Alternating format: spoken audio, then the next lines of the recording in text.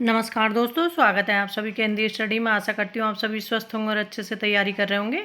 आज हम भक्ति काल के वस्तुनिष्ठ क्वेश्चन देखेंगे जो पहले आ चुके हैं। लगभग 100-200 क्वेश्चन हैं ये, और एक ही वीडियो में इसे बनाने वाली हूँ। एक्सप्लेन नहीं करूँगी इसे, क्योंकि आज सिर्फ मैं क्वेश्चन डालने वाली हूँ कि क्वेश्चन से ये पता चलेगा कि एग्जाम में कैसे क्वेश्चन आते हैं।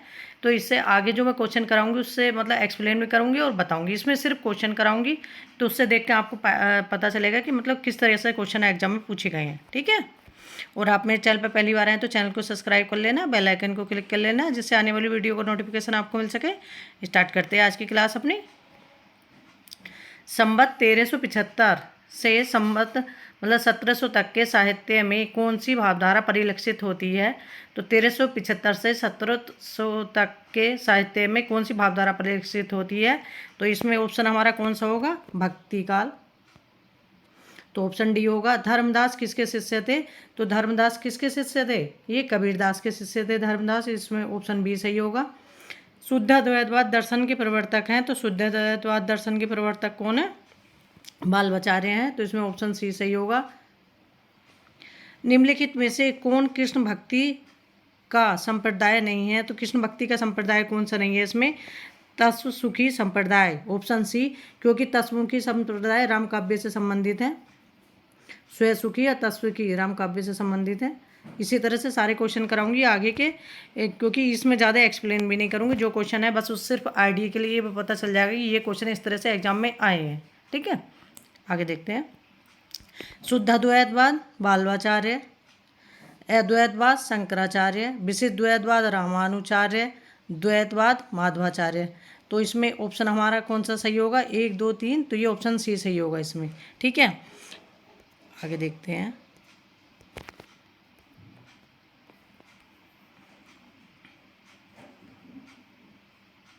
हिंदी का भक्ति काल बाहरी आक्रमण की प्रतिक्रिया है। यह कथन निम्नलिखित में से किस विद्वान का है?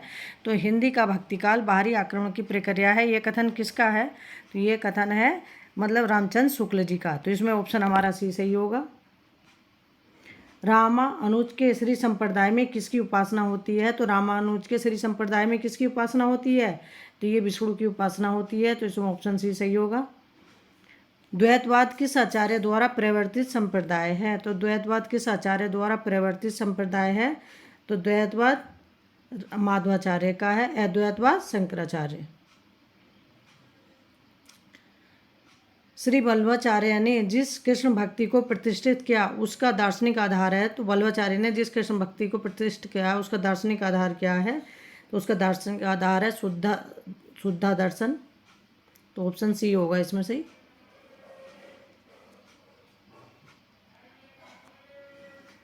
विज्ञान गीता के रचयिता हैं, तो विज्ञान गीता किसकी रचना है? केशवदास की रचना है। अपने पुरुष से हताश जाति के लिए भक्ति और भगवान की भक्ति मतलब शक्ति और करुणा की ओर ध्यान ले जाने के अतिरिक्त दूसरा मार्ग ही क्या था? यह कथन किसका है? तो ये कथन किसका है? ये कथन है रामचंद्र शुक्ल जी का। निर्गुण भक्ति के कवि नहीं है, तो निर्गुण भक्ति के कवि इसमें कौन सा नहीं है? वे श्री रामानुचार्य, जो रैदास हैं, कबीरदास हैं, दादू, ये किसके? निर्गुण भक्ति काव्य के हैं। ठीक है, आगे देखते हैं।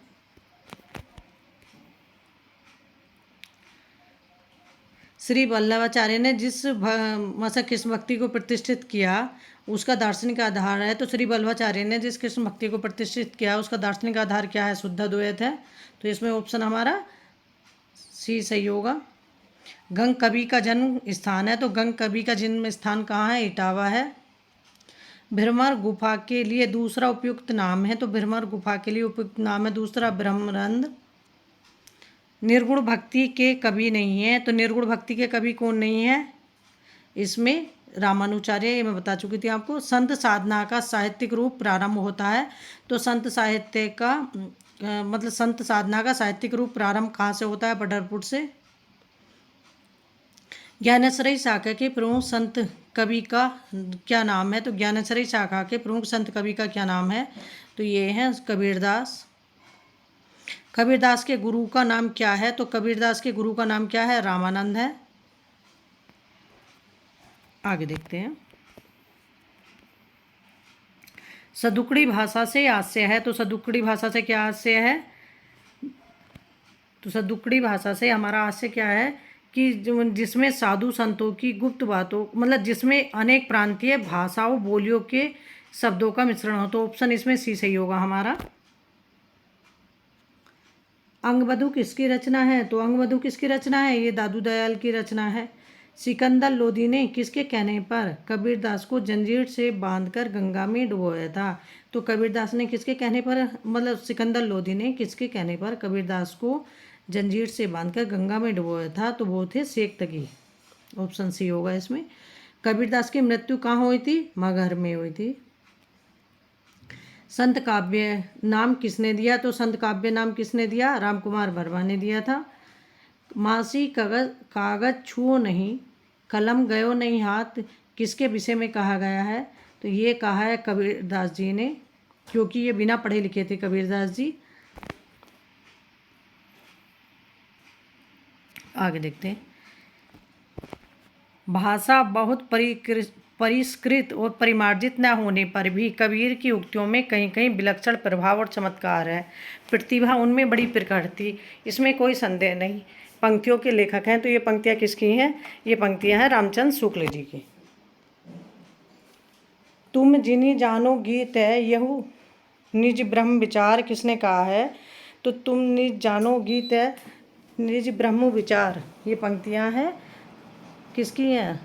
कबीरदास जी की। अजगर करे न चाकरी, पंछी करे न काम, किसने कहा है? तो ये पंक्तियां हैं मलुकदास की, और ये आलसी के लिए पंक्तियां भी कही जाती हैं। रज्जब अली खां के गुरु थे, तो रज्जब अली खां के गुरु कौन थे? दादू दयाल। ज्ञानमार्गी शाखा के कवियों को किस नाम से पुकारा जाता है? तो ज्ञानमार्गी शाखा के कवियों को किस नाम से पुकारा जाता है? संत कवि। ऑप्शन डी सही होगा इसमें। ज्ञानबोध किसकी रचना है? तो ज्ञानबोध मलुकदास की रचना है। निम्नलिखित विकल्पों में से जो संत काव्य की विशेषता नहीं है, तो इसमें से बताना कि संत काव्य की जो विशेषता नहीं है उसे बताना, मतलब कौन सी नहीं है। तो इसमें बाह्य आडंबरों का विरोध किया है इन्होंने, गुरु की महत्ता का प्रतिपादन करा है, सगुण ईश्वर की उपासना पर बल दिया है, और जाति बाति का विरोध किया है। ठीक है, तो ये इनकी विशेषता नहीं है। ऑप्शन डी इसमें सही होगा। आगे देखते हैं। भक्ति विवेक निम्नलिखित में से किसकी रचना है? तो भक्ति विवेक निम्नलिखित में से किसकी रचना है? तो ये है ज्ञानबोध भक्ति विवेक है मलुकदास की। और ज्ञानबोध किसकी रचना थी? ज्ञानबोध किसकी थी? मलुकदास की। और भक्ति विवेक किसकी? मलुकदास की। ये दोनों रचनाएं मलुकदास की हैं। निर्गुण ज्ञानेश्वरी शाखा का दूसरा नाम है, तो निर्गुण ज्ञानेश्वरी शाखा का दूसरा नाम क्या है? संत साहित्य। कबीर किस शासक के समकालीन थे? तो कबीर किस शासक के समकालीन थे? ये सिकंदर लोदी के समकालीन थे। आचार्य हजारी प्रसाद द्विवेदी ने वाणी का डिटेक्टर किसे कहा है? तो आचार्य हजारी प्रसाद द्विवेदी ने वाणी का डिटेक्टर किसे कहा है? कबीरदास जी को। निम्नलिखित में से कौन रामानंद की शिष्य परंपरा में नहीं है? तो रामानंद की शिष्य परंपरा में कौन से नहीं है इसमें से? मतलब मलुकदास नहीं है। रैदास, नरहरिदास और कबीरदास, ये तीनों हैं। कबीर की बाड़ी का संग्रह बीजक कहलाता है, तो कबीर की जो बाड़ी है उसका संग्रह क्या कहलाता है? बीजक कहलाता है। और इसके कितने भाग हैं? इसके 3 भाग हैं, साखी, शवद और रामायणी। आज मैं एक्सप्लेन नहीं करूँगी, सारे क्वेश्चन ही कराऊंगी इससे, क्योंकि आपको पता चलेगा कैसे कैसे क्वेश्चन एग्जाम में आए। इसी तरह से अपने सारे क्वेश्चन कराऊंगी। आगे देखते हैं। संत साहित्य में प्रयुक्त बकनाली का पर्याय निम्नलिखित में से क्या है? तो संत साहित्य में प्रयुक्त बकनाली का पर्याय क्या है? तो यह है बक्रनाली। तो ऑप्शन बी होगा इसमें। इनमें से कौन सा कथन असत्य है? तो इसमें से कौन सा कथन असत्य है? तो ऑप्शन डी, संत तुलसीदास ज्ञानेश्वरी शाखा के कवि हैं। गलत हैं, क्योंकि राम भक्त कवि हैं। ज्ञानेश्वरी शाखा के कवि निराकार की उपासना करते हैं, ये सही है। कबीर संत कवि हैं, ये भी सही है। प्रभु जी तुम चंदन हम पानी, रैदास की पंक्तियां हैं। नीमा किस कवि की माता का नाम था? तो नीमा किस कवि की माता का नाम था? कबीर की। ज्ञानेश्वरी निर्गुण काव्य का दार्शनिक आधार क्या है? तो ज्ञानेश्वरी निर्गुण काव्य का दार्शनिक आधार क्या है? तो वो है अद्वैतवाद। और कबीर का दार्शनिक आधार पूछेंगे तब भी अद्वैतवाद।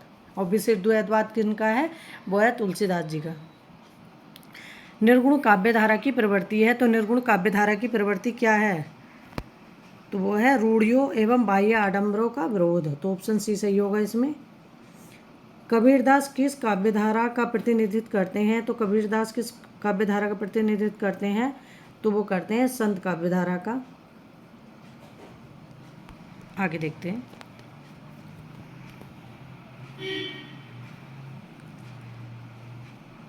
इनमें से कौन सा कवि संत कवि नहीं है? तो इनमें से कौन सा कवि है जो संत कवि नहीं है? तो तुलसीदास जो हैं राम भक्त कवि हैं, संत कवि नहीं है। अच्छा, संत कवि, सूफी कवि और राम कवि देख लेना, तो ऐसे ही क्वेश्चन बनेंगे तो उसमें आप आसानी से कर पाओगे। ठीक है।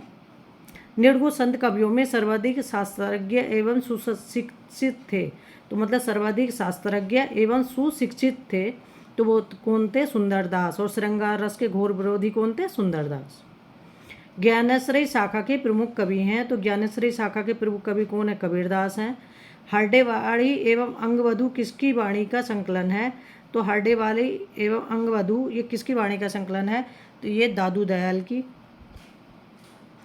निम्नलिखित रचनाओं को सुमिलित करना है, तो इसमें से जपू जी नानक की है, रसमंजरी नंददास, बरबे नाई का भेद रहीम की रचना है, और वैराग्य संदीपनी तुलसीदास की रचना है। ठीक है, तो इस तरह से ऑप्शन सी सही होगा इसमें। आगे देखते हैं।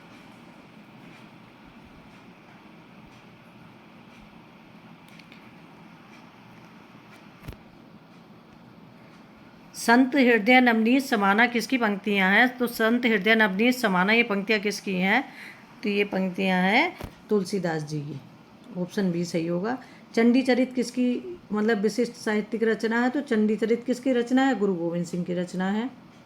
निम्नलिखित में संत काव्य परंपरा के अंतर्गत ना आने वाले कवि का नाम है? तो संत काव्य के अंतर्गत ना आने वाले कवि का नाम है, तो वो क्या है? नंददास है। अब आपको इन क्वेश्चनों को देखने से पता चलेगा कि कितने क्वेश्चन तो ऐसे पूछे जा रहे हैं कि संत काव्य में कौन नहीं है, और राम काव्य में कौन नहीं है, कृष्ण काव्य में कौन नहीं है, और क्वेश्चन अभी देखते रहो आगे कैसे क्वेश्चन आएंगे। ठीक है, तो उससे आइडिया लग जाएगा। रैदास किस धारा एवं शाखा के कवि हैं? तो रैदास किस धारा एवं शाखा के कवि हैं? तो ये निर्गुण धारा और ज्ञानेश्वरी शाखा के कवि हैं। धाराएं दो हैं, सगुण और निर्गुण, और शाखाएं कितनी हैं? 4 हैं। कबीरदास की मानवतावादी कवि क्यों कहा जाता है? तो मतलब कबीरदास को मानवतावादी कवि क्यों कहा जाता है? क्योंकि उन्होंने मानव में भेद न करते हुए सबके उत्थान की बातें कही हैं। तो इसमें ऑप्शन हमारा सी सही होगा। आगे देखते हैं।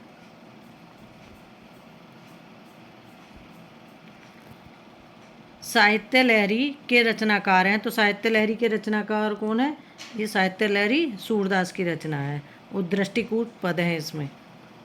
प्रेम मार्गी कवि नहीं है, तो इसमें से बताना कि प्रेम मार्गी कवि कौन से नहीं है? ये सूरदास नहीं है, ये भक्ति काल के कृष्ण काव्य धारा के कवि हैं। पद्मावत है, पद्मावत क्या है? एक त्रासदी है। और पद्मावत क्या है? एक महाकाव्य है, एक प्रबंध काव्य है। और पद्मावत को समासोक्ति किसने कहा? रामचंद्र शुक्ल ने।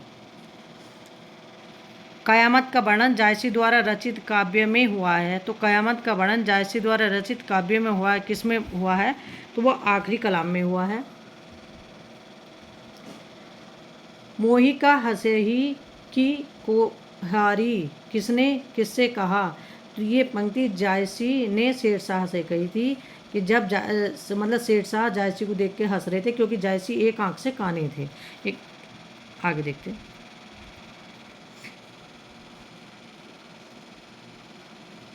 कहरनामा किसकी रचना है? तो कहरनामा किसकी रचना है? कहरनामा, मसलनामा ये किसकी रचना है? जायसी की रचना है।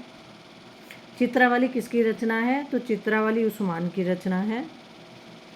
पद्मावत की विधा है, तो पद्मावत की विधा क्या है? ये एक प्रबंध काव्य है या महाकाव्य है। मधुमालती के रचनाकार हैं, तो मधुमालती के रचनाकार कौन है? मंजन है।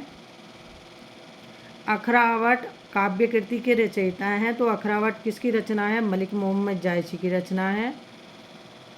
हिंदी के प्रथम सूफी कवि हैं, तो हिंदी के प्रथम सूफी कवि कौन है? मुल्ला दाऊद हैं।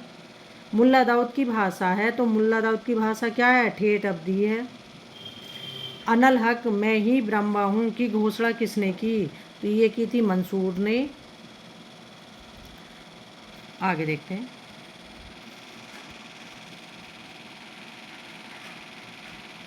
कुतुबन के गुरु का नाम है, तो कुतुबन के गुरु का नाम क्या है?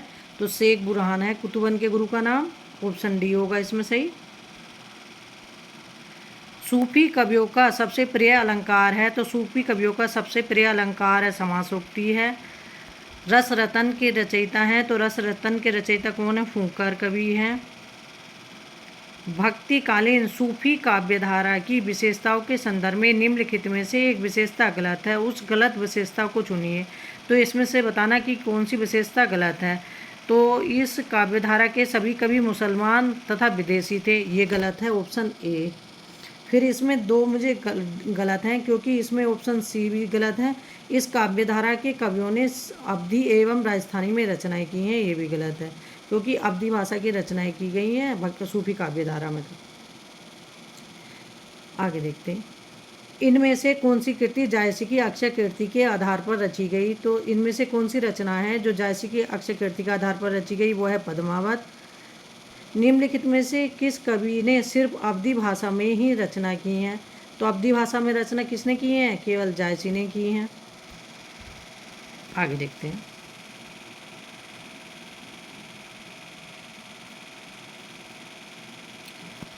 हिंदी भाषा में रचना करने पर किस सूफी कवि को मुसलमानों का उपलम्ब सुनने को मिला था?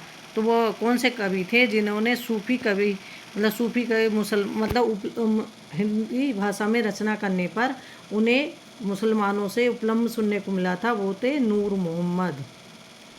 सूफी काव्य पद्धति का अंतिम ग्रंथ कौन सा है? सूफी काव्य पद्धति का अंतिम ग्रंथ कौन सा है? इंद्रावती नूर मोहम्मद की रचना है। ठीक है, इसे रामचंद्र शुक्ल ने अंतिम रचना माना है।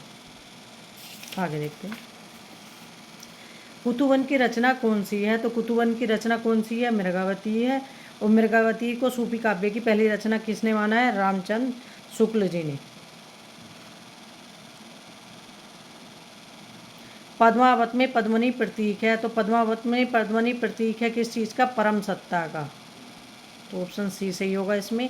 पद्मावत किस भाषा में लिखा गया है? तो पद्मावत किस भाषा में? अवधी भाषा में है। ठीक है, आगे देखते हैं।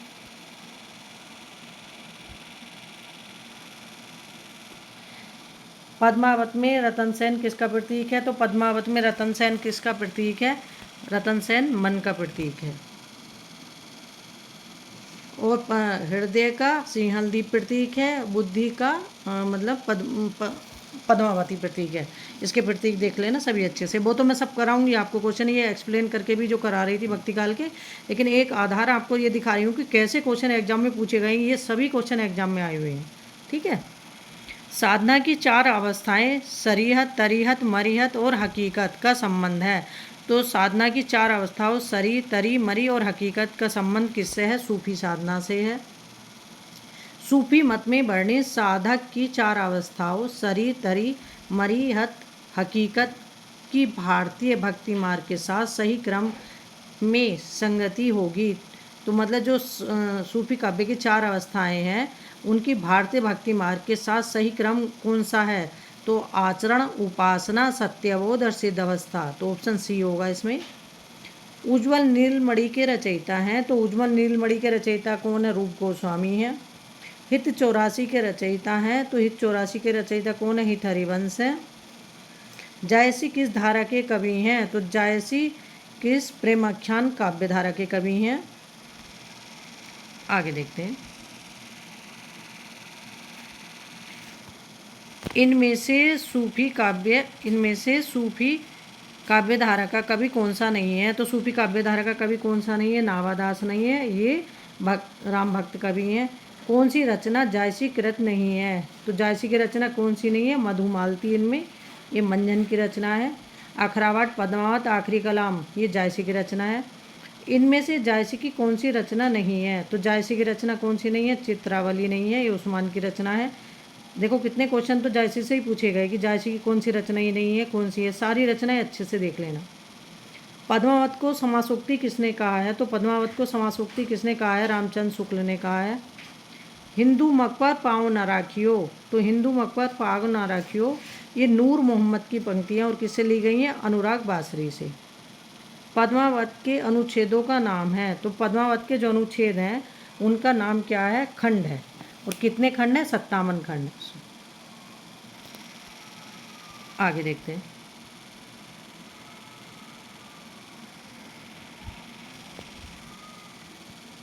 प्रेमाख्यान काव्य परंपरा का मुख्य दर्शन क्या है? तो प्रेमाख्यान काव्य परंपरा का मुख्य दर्शन क्या है? तस्वुक है। निम्नलिखित में से कौन सी रचना मलिक मोहम्मद जायसी की नहीं है? तो जो नागमती विरह है ये मलिक मोहम्मद जायसी की रचना नहीं है। अखरावट, आखिरी कलाम पद्मावत जायसी की रचना है। सूफी प्रेमाख्यानक रचनाओं की भाषा कौन सी है? तो सूफी प्रेमाख्यान रचनाओं की भाषा है अवधी भाषा। मलिक मोहम्मद जायसी को जायसी कहा जाता है क्योंकि वे जायस के रहने वाले थे। ठीक है, आगे देखते हैं।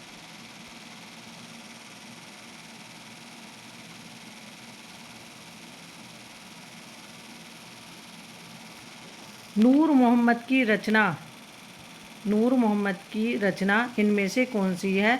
तो नूर मोहम्मद की रचना है अनुराग इंद्रावती।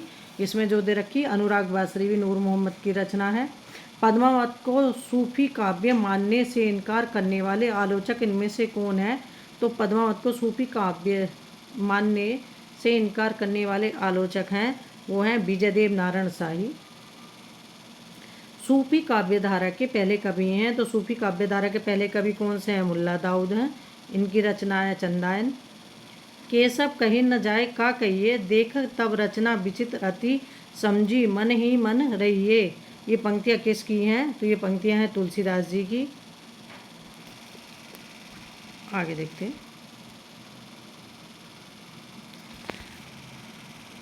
अर्थ न धर्म न काम, रुचि गति न चहो निर्वाण, जन्म जन्म रति राम पद यह वरदान न आन। रामचरितमानस में यह आकांक्षा निम्नलिखित में से किसकी है? तो रामचरितमानस में यह आकांक्षा है भरत की। तुलसीदास ने कौन सी रचना कलिकाल से मुक्ति पाने हेतु लिखी? तो तुलसीदास ने जो कलिकाल से मुक्ति पाने हेतु रचना लिखी थी वो लिखी थी विनय पत्रिका। और शारीरिक पीड़ा से मुक्ति पाने हेतु कौन सी लिखी थी? हनुमान बाबू। रामचरितमानस में बीभत्स रस का प्रयोग किस कांड में मिलता है? तो रामचरितमानस में जो बीभत्स रस का प्रयोग मिलता है वो किस में मिलता है? तो अरण्य और लंका कांड में मिलता है। तो ऑप्शन ए सही होगा इसमें। आगे देखते हैं। सीता को प्रधानता देकर लिखा गया काव्य सीतायन के रचयिता कौन है? तो सीता को प्रधानता देकर लिखा गया सीतायन के रचयिता कौन है? ये रामप्रिय शरण। तो ऑप्शन डी सही होगा इसमें। निम्नलिखित विकल्पों में से जो राम भक्ति काव्य की विशेषता नहीं है उसे छांटिए। तो राम भक्ति की विशेषता कौन सी नहीं है? तो ऑप्शन है इसमें हमारा सी सही होगा। तो इसमें ऑप्शन हमारा डी सही होगा। कृष्ण की विविध लीलाओं का गायन, कृष्ण की विविध लीलाओं का गायन थोड़ी हुआ है, वो तो कृष्ण भक्ति काव्यधारा में मिलता है। राम कथा पर आधारित तुलसीदास के महाकाव्य का क्या नाम है? तो राम कथा पर आधारित तुलसीदास के महाकाव्य का क्या नाम है? तो वह है रामचरितमानस है। निम्नलिखित में से कौन सी रचना तुलसीदास की नहीं है? तो इसमें से कौन सी रचना तुलसीदास की नहीं है? रामचंद्रिका केशवदास की रचना है। रामचरितमानस किस भाषा में लिखी गई रचना है? तो रामचरितमानस जो अवधी में लिखी गई है और अवधी में ही लिखी गई है पद्मावत। लेकिन पद्मावत की भाषा जो है मलिक मोहम्मद जायसी की रचना है तो उसमें तो मतलब ठेठ अवधी है और इनकी अवधि जो है वो परिनिष्ठित अवधि है जो मतलब तुलसीदास जी ने लगाई है। आगे देखते हैं।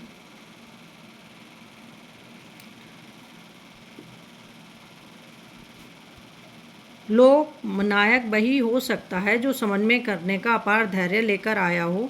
उनका सारा काव्य समन्वय की विराट चेष्टा है। तुलसीदास के संबंध में ये कथन किसका है? तो तुलसीदास के संबंध में ये कथन है हजारी प्रसाद द्विवेदी जी का। गोद लिए तुलसी फिरे तुलसी तो सुत होए, ये पंक्ति इनमें से किसकी कवि की है? तो गोद लिए तुलसी फिरे तुलसी सो सुत होए, ये पंक्ति किसकी है? ये रहीम दास की है। ये तुलसीदास जी के बारे में कही थी इन्होंने। स्वामी अग्रदास किस काव्यधारा के कवि हैं? तो स्वामी अग्रदास किस काव्यधारा के कवि हैं? ये हैं राम काव्यधारा के कवि। ऑप्शन सी सही होगा इसमें। आगे देखते हैं, रूपकों का बादशाह किसे कहा गया है? तो रूपकों का बादशाह किसे कहा गया है? रूपकों का बादशाह किसे कहा गया है? तो ये कहा गया है तुलसीदास को। गोस्वामी जी के पिता का नाम है, तो गोस्वामी जी के पिता का नाम क्या है? आत्माराम। माता का नाम क्या है? हुलसी। रामानंद ने किस पुस्तक में अपनी पूरी गुरु परंपरा का उल्लेख किया है? तो रामानंद ने किस पुस्तक में अपनी गुरु परंपरा का उल्लेख किया है? वो है रामार्चन पद्धति में। आगे देखते हैं, नावादास कृत अष्टयाम नामक पुस्तक में किसकी दिनचर्या का वर्णन है? तो नावादास कृत जो अष्टयाम है उसमें किसकी दिनचर्या का वर्णन है? तो नावादास ने राम की दिनचर्या का वर्णन किया था, और एक रहीम ने लिखी थी रसखान ने अष्टयाम, तो उसमें लिख है कृष्ण की दिनचर्या का वर्णन। नावादास कृत भक्तमाल की भाषा है, तो नावादास कृत भक्तमाल की भाषा क्या है? तो वो है ब्रज भाषा। राम रक्षा स्रोत रचना के लेखक हैं। राम रक्षा स्रोत रचना के लेखक कौन है? ये रामानंद है। कीर्ति भनीति भूति भली सोई, सुरसरी सम सब कहाँ हित होई। तुलसीदास की इस पंक्ति में कौन सा काव्य प्रयोजन स्पष्ट है? तो तुलसीदास की इस पंक्ति में लोक मंगल की भावना है, तो ऑप्शन इसमें सी सही होगा हमारा। आगे देखते हैं, प्रेम वाटिका किसकी रचना है? तो प्रेम वाटिका रसखान की रचना है। मैं पुनि निज गुरु कथा सो सूकर खेत, कथन किस कवि का है? तो ये कथन किस कवि का है? मैं पुनि, तो ये तुलसीदास जी का है। रामचरितमानस के ज्ञानदीप प्रसंग किस कांड में वर्णित हैं? तो रामचरितमानस के ज्ञानदीप प्रसंग जो है वो किस कांड में है? तो वो है उत्तर कांड में। तुलसीदास द्वारा शारीरिक पीड़ा से मुक्ति हेतु लिखा गया ग्रंथ है, तो तुलसीदास द्वारा शारीरिक पीड़ा से मुक्ति हेतु लिखा ग्रंथ है हनुमान बाहुक। आगे देखते हैं, तुलसीदास किस दार्शनिक मत के भक्त कवि हैं? तो तुलसीदास किस दार्शनिक मत के भक्त कवि हैं? विशिष्ट द्वैतवाद के। रामचरितमानस से किस संवाद का संबंध नहीं है? तो रामचरितमानस से जो संवाद का संबंध नहीं है वो है राम सीता संवाद, शिव पार्वती संवाद, याज्ञवल्क्य संवाद, काकभूषणी और गरुण संवाद, और संत और तुलसी संवाद। इस तरह से 4 संवाद हैं इसके। अंगद पैच की रचना किसने की? तो अंगद पैच की रचना किसने की? ईश्वरदास ने की है, और ईश्वर के राम भक्त कवि हैं। आगे देखते हैं,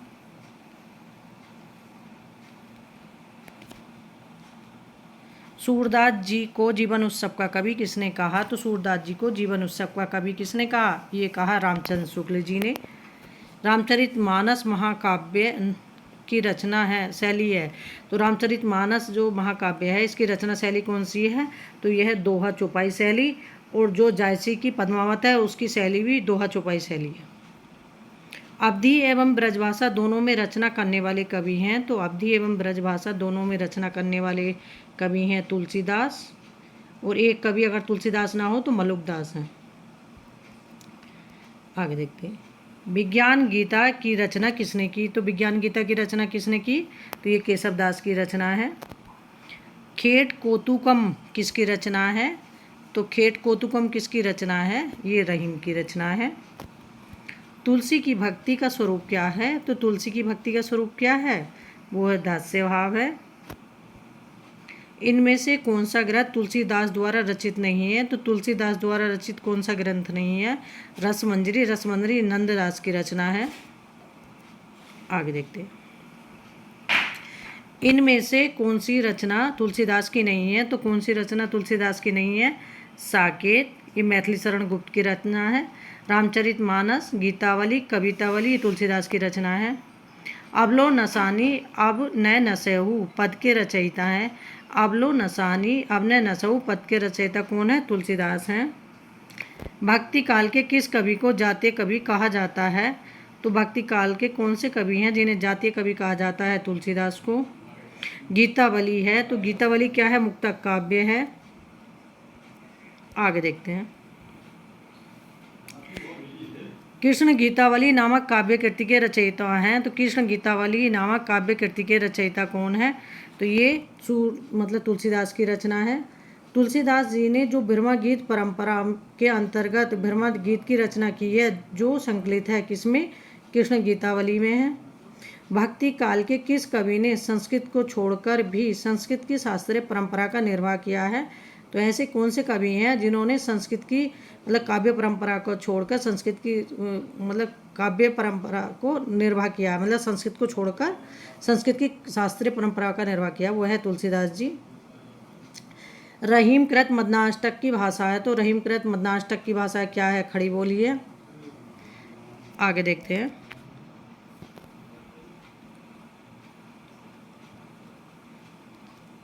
गोस्वामी तुलसीदास ने रामचरितमानस की रचना किस संवत में की? गोस्वामी तुलसीदास ने रामचरितमानस की रचना की 1631 संवत में। भ्रमरदूत के रचनाकार कौन है? तो भ्रमरदूत के रचनाकार कौन है? सत्यनारायण कविरत्न है। आबलो नसानी अब न नसहु तुलसीदास की यह उक्ति उनकी किस रचना से उद्धृत है? तो आबलो नसानी अब न नसहु, ये तुलसीदास की उक्ति जो है ये किससे ली गई है? तो ये विनय पत्रिका से ली गई है। दशरथ सुत्ति लोक बखाना राम नाम का मरम ना आना, ये पंक्तियाँ किसकी हैं? तो ये पंक्तियाँ किसकी हैं? कबीरदास की पंक्तियाँ है। तो इसमें ऑप्शन हमारा डी सही होगा, सी सही होगा। आगे देखते हैं।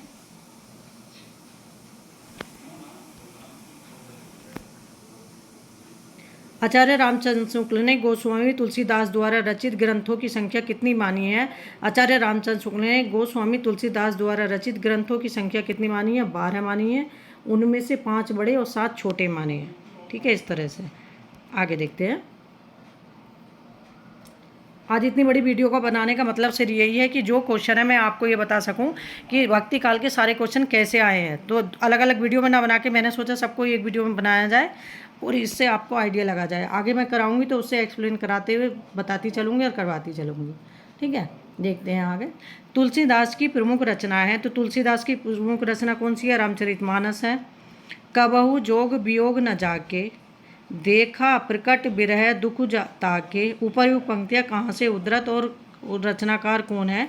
तो इन पंक्तियों के रचना को रामचरितमानस की हैं और रचनाकार कौन है? तुलसीदास है। रामानुचार्य ने किस दर्शन का प्रतिपादन किया? तो रामानुचार्य ने किस दर्शन का प्रतिपादन किया? विशिष्टाद्वैतवाद रामानुचार्य। आगे देखते हैं। इसने लीला के रचयिता हैं, तो इसने लीला किसकी रचना है? इसने लीला रचना है विष्णुदास जी की रचना है ये।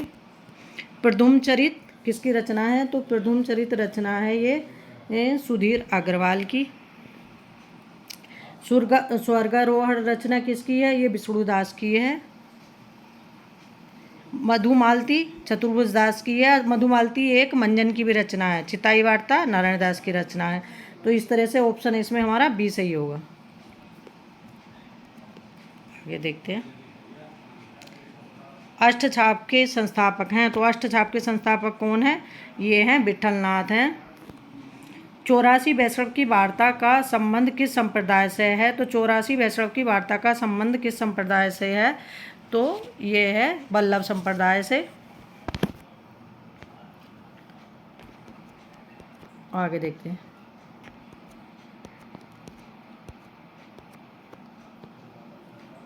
मीराबाई के गुरु कौन थे? तो मीराबाई के गुरु कौन थे? तो मीराबाई के गुरु कौन थे? इसमें रैदास थे। उर में माखन चोर गड़े अब कैसे हो निकसत नहीं ऊधो तिरछे हवे जू अड़े, ये पंक्तियाँ किस कवि की हैं? तो ये पंक्तियाँ हैं सूरदास जी की। सूरदास किस रस का कोना कोना झाँक आए हैं? तो सूरदास किस रस का कोना कोना झाँक आ रहे हैं? तो वो है वात्सल्य रस का। आगे देखते हैं, निम्नलिखित में कौन विठलनाथ का शिष्य था? तो इसमें से कौन सा विठलनाथ का शिष्य था? अब अष्टसाप के सारे कवि देख लेना, कौन सा किसका शिष्य था, कौन सा किसका शिष्य नहीं था। ठीक है, तो इसमें कौन चतुर्भुजदास विठलनाथ के शिष्य हैं, बाकी किसके शिष्य हैं? ये बल्लवाचार्य के। भीर्मगीत प्रसंग का मूल स्रोत है, तो भीर्मगीत प्रसंग का मूल स्रोत क्या है? श्रीमद् भगवत का 10वां स्कंद है। सूरदास कौन सी धारा के प्रतिनिधि कवि हैं? तो सूरदास कृष्ण काव्य धारा के प्रतिनिधि कवि हैं। सूरदास किसके शिष्य थे? तो सूरदास किसके शिष्य थे? ये बल्लवाचार्य के शिष्य थे। आगे देखते हैं, इनमें से पुष्टिमार्गी कवि कौन है? तो इसमें से पुष्टिमार्गी कवि कौन है? तो वह हैं सूरदास हैं। बल्लवाचार्य के शिष्य नहीं है, तो इसमें से बल्लवाचार्य के शिष्य कौन से नहीं है? तो चतुर्भुजदास बल्लवाचार्य के शिष्य नहीं है। आगे देखते हैं, निम्नलिखित में से अष्टछाप के कवि नहीं है, तो अष्टछाप के कवि कौन से नहीं है? इसमें मलुकदास नहीं है। देखो, अष्टछाप के सारे कवि अच्छे से देख लेना, क्योंकि अष्टछाप के कवियों के बारे में दिया गया है इसमें कि कौन से अष्टछाप के कवि नहीं है। ठीक है, रुद्र संप्रदाय की स्थापना किसने की? तो रुद्र संप्रदाय की स्थापना किसने की? ये विष्णु स्वामी ने की है। बल्लवाचार्य द्वारा रचित ग्रंथ का नाम है, तो बल्लवाचार्य द्वारा रचित ग्रंथ का नाम क्या है? यह अणुभाष्य। आगे देखते हैं,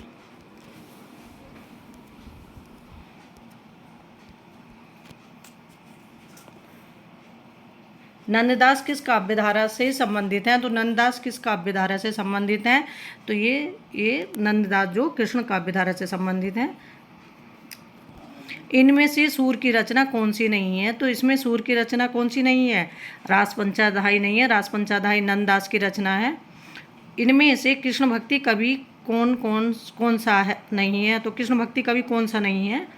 तो तुलसीदास नहीं है, राम भक्त कवि हैं। आगे देखते हैं, इनमें से सूरदास की कृति कौन सी है? तो इनमें से सूरदास की कृति कौन सी है? तो कवितावली सूरदास की है, गीतावली मतलब वो साहित्य लहरी सूरदास की। दोस्तों, कवितावली गीतावली ये तुलसीदास की रचना है, साहित्य लहरी किसकी रचना है? ये है सूरदास की। सखी संप्रदाय के प्रवर्तक कौन माने जाते हैं? तो सखी संप्रदाय के प्रवर्तक कौन माने जाते हैं? तो स्वामी हरिदास माने जाते हैं। निम्नलिखित में से किसने पुष्टि मार्ग की स्थापना की? तो पुष्टि मार्ग की स्थापना किसने की? बल्लवाचार्य ने की है। निम्नलिखित में कौन सा कवि अष्टछाप का कवि नहीं था? तो अष्टछाप का कवि कौन सा नहीं था? हरि व्यास देव। आगे देखते हैं, सूरदास ने किस कवि को नहीं लिखा? मतलब सूरदास ने किस कृति को नहीं लिखा? तो इसमें सूरदास ने किसे नहीं लिखा? दोहावली। दोहावली तुलसीदास की रचना है। जुगलमान चरित नामक ग्रंथ के लेखक हैं। जुगलमान चरित किसकी रचना है? ये कृष्णदास की रचना है। ध्रुव चरित किसकी रचना है? तो ध्रुव चरित रचना किसकी है? ये नरोत्तम दास की रचना है। भक्ति काल के किस कवि को जड़िया विशेषण से विभूषित किया गया है? तो भक्ति काल का कौन सा कवि है जिसे जड़िया विशेषण से विभूषित किया गया है? तो वो है नंददास। आगे देखते हैं, अष्टछाप की स्थापना कौन से सन में हुई? तो अष्टछाप की स्थापना 1565 में विठलनाथ ने की थी। अष्टछाप में 8 कवि थे। मीराबाई का मलाल किसकी रचना है? तो मीराबाई का मलाल रचना है मीराबाई की। 84 वैष्णव की वार्ता और 252 वैष्णव की वार्ता मूल रूप से क्या है? तो 84 वैष्णव की वार्ता, 252 वैष्णव की वार्ता मूल रूप से क्या है? एक जीवन वृत्तांत है, लेखकों का जीवन है इसमें। तत्वदीप निबंध किसकी रचना है? तो तत्वदीप निबंध किसकी रचना है? तो ये है तत्वदीप निबंध बल्लवाचार्य की रचना है। आगे देखते हैं, सुदामा चरित किसकी रचना है? तो सुदामा चरित किसकी रचना है? ये नरोत्तम दास की रचना है सुदामा चरित। और सुदामा चरित नंददास की भी रचना है। ठीक है, नरोत्तम दास और नंददास दोनों की रचना है। तो इसमें ऑप्शन में नंददास दे रखे, तो हम इन पे टिक करेंगे। सूरदास को पुष्टि मार्ग का जहाज किसने कहा? तो सूरदास को पुष्टि मार्ग का जहाज किसने कहा? ये विठलनाथ ने कहा है। पायो जी मैंने राम रतन धन पायो प्रस्तुत पद के रचयिता कौन है? तो पायो जी मैंने राम रतन धन पायो, ये प्रस्तुत पद किसका है? ये मीराबाई जी का है। आगे देखते हैं। निम्नलिखित में से अष्टछाप के अंतर्गत न पढ़ने वाले कवि का नाम है। तो अष्टछाप के अंतर्गत कौन से कवि नहीं है? सुंदरदास हैं, जो संत कवि हैं, अष्टछाप के कवि नहीं है। कुम्मन दास, नंददास, परमानंद दास, ये अष्टछाप के कवि हैं। अष्टछाप के सारे कवि अच्छे से याद कर लोगे तो सबको ऐसे भी क्वेश्चन आए आसानी से लगा दोगे। छीत स्वामी किस धारा के कवि हैं? तो छीत स्वामी किस धारा के कवि हैं? अष्टछापी धारा के कवि हैं। अष्टछाप के प्रमुख कवि नंददास किसके शिष्य थे? तो नंददास किसके शिष्य थे? ये थे विठलनाथ के शिष्य। कृष्ण काव्य धारा के प्रवर्तक हैं। तो कृष्ण काव्य धारा के प्रवर्तक कौन है? सूरदास हैं। आगे देखते हैं। मीराबाई की उपासना पद्धति किस प्रकार की थी? तो मीराबाई की उपासना पद्धति किस प्रकार की थी? माधुर्य भाव की। इनमें से कौन सी रचना नंददास की नहीं है? तो इनमें से कौन सी रचना है जो नंददास की नहीं है? तो वो है दानलीला। दानलीला किसकी रचना है? ये रसखान की रचना है। संतन को कहाँ सीकरी सो काम, आवत जात पहिया टूटी बिसर गयो हरिराम। उपर्युक्त पंक्तियाँ किसकी हैं? ये कुम्मन दास की पंक्तियाँ हैं। सुदामा चरित किसकी रचना है? तो सुदामा चरित किसकी रचना है? ये नरोत्तम दास की रचना है सुदामा चरित। निम्नलिखित में से अष्टछाप के एक कवि हैं। तो अष्टछाप के एक कवि इनमें से कौन से हैं? तो वो हैं कृष्णदास। कृष्णदास का अधिकांश साहित्य मुख्यतः किस भाषा में है? कृष्णदास का अधिकांश साहित्य मुख्य रूप से है ब्रज भाषा में।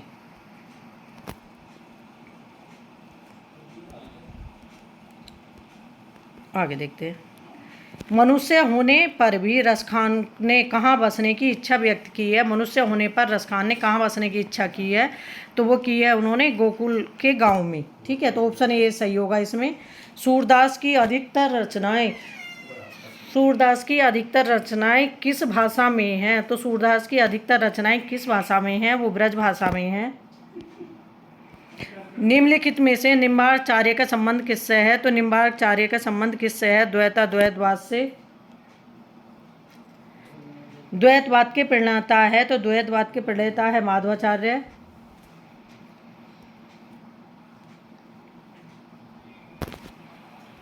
इनमें से कौन अलवार महिला संत हैं? तो इसमें से कौन सी हैं जो अलवार महिला संत हैं? वो है अंडाल हैं। निम्नलिखित में से कौन ब्रह्म संप्रदाय का प्रवर्तक है? तो इसमें से कौन ब्रह्म संप्रदाय का प्रवर्तक है? तो वो हैं ब्रह्म संप्रदाय के प्रवर्तक इनमें से विष्णु स्वामी, निम्बार्चार्य, ब्रह्म संप्रदाय, माधवाचार्य। तो ऑप्शन डी सही होगा इसमें। निम्नलिखित में से कौन हनुमान चरित का रचयिता है? तो हनुमान चरित का रचयिता कौन है? ये है ऑप्शन डी सही है, रायमल पांडे। निम्नलिखित में से कौन राधा वल्लभ संप्रदाय का प्रवर्तक है? तो राधा वल्लभ संप्रदाय का प्रवर्तक कौन है? हित हरिवंश। प्रभु जी तुम चंदन हम पानी, ये पंक्तियाँ किसकी हैं? तो प्रभु जी तुम चंदन हम पानी की पंक्तियाँ हैं रैदास की है। आगे देखते हैं। बरवे नायिका भेद का रचनाकार है। तो बरवे नायिका भेद के रचनाकार कौन है? तो ये है रहीम है। विशिष्टा द्वैतवाद के प्रस्तोताचार्य हैं। तो विशिष्टा द्वैतवाद के प्रस्तोताचार्य हैं, मतलब जो विशिष्टा द्वैतवाद है इसके आचार्य कौन है? रामानुजाचार्य है। ऑप्शन ए सही होगा। भक्ति काव्य को भारतीय चिंतन धारा का स्वाभाविक विकास किसने माना है? तो भक्ति काव्य को भारतीय चिंतन धारा का स्वाभाविक विकास किसने माना है? तो ये आचार्य हजारी प्रसाद द्विवेदी ने माना है। सर्वांगी रचना किसकी है? तो सर्वांगी रचना किसकी है? रज्जब की है। इसमें ऑप्शन डी सही होगा। आगे देखते हैं।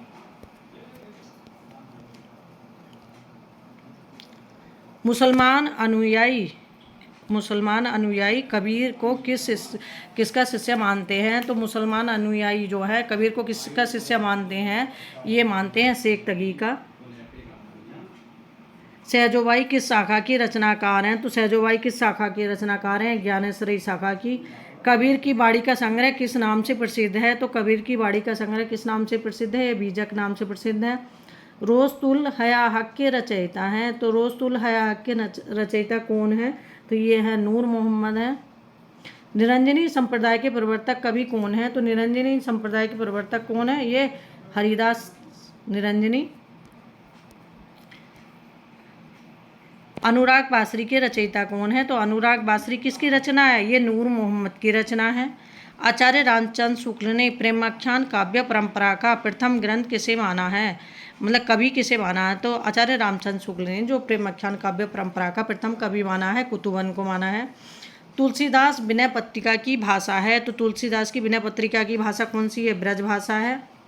लोक मंगल की भावना के श्रेष्ठ कवि हैं, तो लोक मंगल की भावना के श्रेष्ठ कवि कौन है? तुलसीदास जी हैं। आगे देखते हैं। निम्नलिखित में से एक राम भक्त कवि हैं, तो इसमें नावादास राम भक्त कवि हैं। भक्तमाल के रचयिता नावादास के गुरु का नाम है, तो नावादास के गुरु का नाम कौन है? ये अग्रदास है। तुलसीदास की किस रचना का संबंध ज्योतिष से है? तो तुलसीदास की रामज्ञा प्रश्नावली का संबंध ज्योतिष से है। तुलसीदास के गुरु थे, तो तुलसीदास के गुरु कौन थे? नारायणानंद थे। ऑप्शन सी सही होगा इसमें। आगे देखते हैं। उत्तर भारत में भक्ति का प्रसार करने का श्रेय किसको है? तो उत्तर भारत में भक्ति का प्रसार करने का श्रेय किसको है? तो ये है रामानंद को। गोस्वामी तुलसीदास की रचना कवितावली किस भाषा की रचना है? तो तुलसीदास की रचना कवितावली किस भाषा की रचना है? ब्रज भाषा की रचना है। स्वामी अग्रदास का संबंध किस भक्ति शाखा से है? तो अग्रदास का संबंध किस भक्ति शाखा से है? तो ये राम भक्ति शाखा से है। भंवर गीत किसकी रचना है? तो भंवर गीत नंददास की रचना है। आगे देखते हैं। तुलसीदास ने रामचरितमानस के किस कांड में कलयुग का वर्णन किया है? तो तुलसीदास ने रामचरितमानस के उत्तर कांड में कलयुग का वर्णन किया है। प्राणचंद चौहान का संबंध भक्ति की किस शाखा से है? तो प्राणचंद चौहान का संबंध भक्ति की राम भक्ति शाखा से है। बालवाचार्य जिस संप्रदाय के आचार्य हैं उसका संप्रदाय के प्रवर्तक हैं, तो बालवाचार्य संप्रदाय के प्रवर्तक हैं, उस मतलब जिस संप्रदाय के आचार्य हैं उसके प्रवर्तक कौन है? तो बालवाचार्य वो है रुद्र संप्रदाय। अष्टछाप की स्थापना कब हुई? तो अष्टछाप की स्थापना कब हुई? 1565 ईस्वी में हुई। आगे देखते हैं। भक्ति काल की कृष्ण भक्ति काव्य परंपरा में नहीं है। भक्ति काल की कृष्ण भक्ति काव्य परंपरा में कौन नहीं है? तो वो कौन से नहीं है? सुंदरदास नहीं है। रसखान कवि का वास्तविक नाम क्या है? तो रसखान कवि का वास्तविक नाम है सैयद इब्राहिम। नंद ब्रज लीजो ठोकी बजाए पंक्ति किस कवि की है? तो नंद ब्रज लीजो ठोकी बजाए पंक्ति किसकी है? तो ये पंक्ति है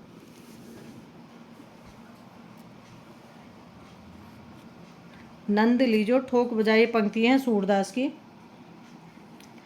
किस रस की अभिव्यक्ति में सूरदास सूरसागर के सर्वश्रेष्ठ कवियों में गिने जाते हैं? तो किस रस की अभिव्यक्ति में सूरदास संसार के सर्वश्रेष्ठ कवियों में गिने जाते हैं? वो है वात्सल्य रस, क्योंकि कृष्ण का इन्होंने इतना अच्छा वर्णन किया है सूरसागर में, बहुत अच्छा वर्णन किया है उनके जन्म से लेकर।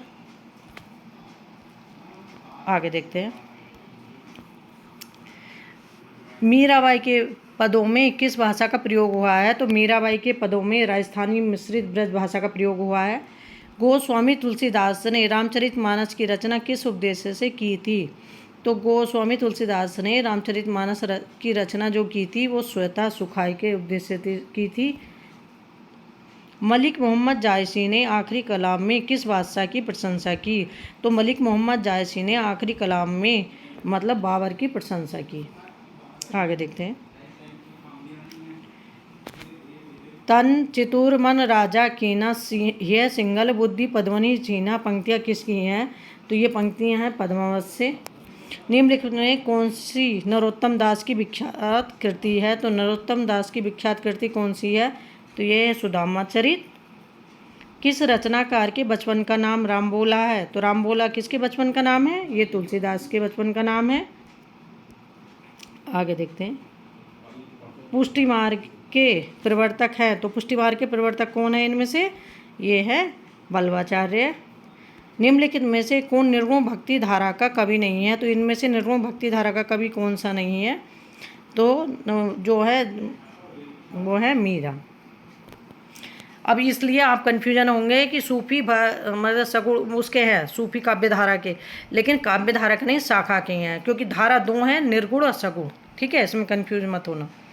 ज्योतिष ग्रंथ खेत कोटुकम के रचयिता हैं, तो ज्योतिष ग्रंथ खेत कोटुकम के रचयिता कौन है? ये हैं रहीम की रचना है। अब ये भक्ति काल के सारे क्वेश्चन कराने का मकसद मेरा सिर्फ यही था, आपको यही बताने का कि भक्ति काल में क्वेश्चन कैसे पूछे जाते हैं, कैसे आते हैं। अब आगे जो क्वेश्चन कराऊंगी मैं आपको ना एक्सप्लेन करा के सब अच्छे से कराऊंगी। ठीक है, आज के लिए इतना ही, बस इन्हें अच्छे से देखना, प्रैक्टिस करना और समझना ये क्वेश्चन किस तरह से पूछे गए हैं एग्जाम में, और हमें इसमें से अब क्या क्या चीज़ें ज़्यादा पकड़ करके करनी है। ठीक है, थैंक यू दोस्तों मैं वीडियो देखने के लिए।